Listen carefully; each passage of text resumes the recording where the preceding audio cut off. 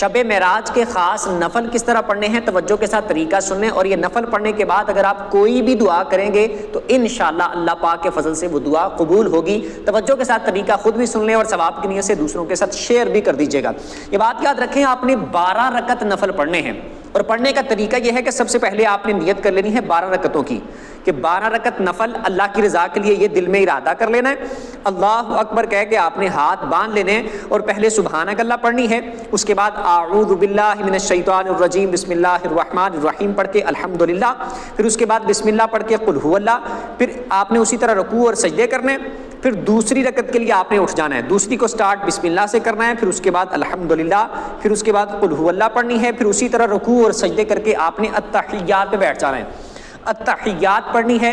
اس کے بعد آپ نے درود بھی پڑھ لینا ہے، پھر دعا بھی پڑھ لینی ہے، سلام نہیں پھیرنا، اینڈ تک پڑھ کے پھر آپ نے تیسری رکعت کے لیے کھڑے ہونا ہے، سبحانک اللہ پھر پڑھنی ہے، سیم اسی طرح جس طرح 2 رکعتیں پڑھی ہیں، بس سلام نہیں پھیرنا، تیسری میں اٹھ کے سیم پھر اس طرح سبحانک اللہ سے شروع کر کے الحمدللہ، پھر قل هو اللہ، رکوع سجدے کر کے پھر دوسری کے لیے کھڑے ہونا ہے، پھر الحمدللہ، پھر قل هو اللہ، پھر رکوع سجدے کر کے التحیات بیٹھنا ہے، پھر التحیات پڑھ کے درود پڑھ کے دعا پڑھ کے سلام نہیں پھیرنا، پھر آپ نے اسی طرح کھڑے ہو جانا ہے۔ ہر بار جب آپ نے 2 رکعتیں پوری کرنے کے بعد اگلی رکعت کے لیے کھڑے ہونا ہے تو سبحانک اللہ پڑھنی ہے، اور ہر بار جب آپ نے 2 رکعتیں پڑھنی ہے تو التحیات پہ بیٹھنا ہے، تو التحیات پڑھ کے درود بھی دعا بھی مکمل اینڈ تک آپ نے پڑھنا ہے۔ اس طرح کر کے آپ نے 12 رکعتیں پڑھنی ہیں۔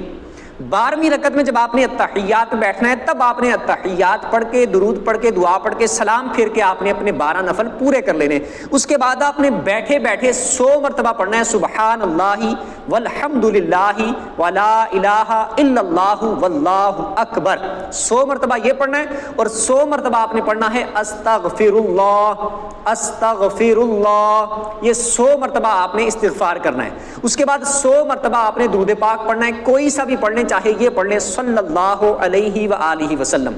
صلی اللہ علیہ وآلہ وسلم، 100 مرتبہ آپ نے درود پاک پڑھنا ہے۔ اس کے بعد آپ نے اللہ کی بارگاہ میں دعا کرنی ہے، جو بھی آپ نیک اور جائز دعا کریں گے انشاءاللہ اللہ پاک اپنے اذن اور حکم سے انشاءاللہ وہ دعا قبول فرمائے گا انشاءاللہ۔ اور اگلے دن آپ روزہ بھی رکھ لیں۔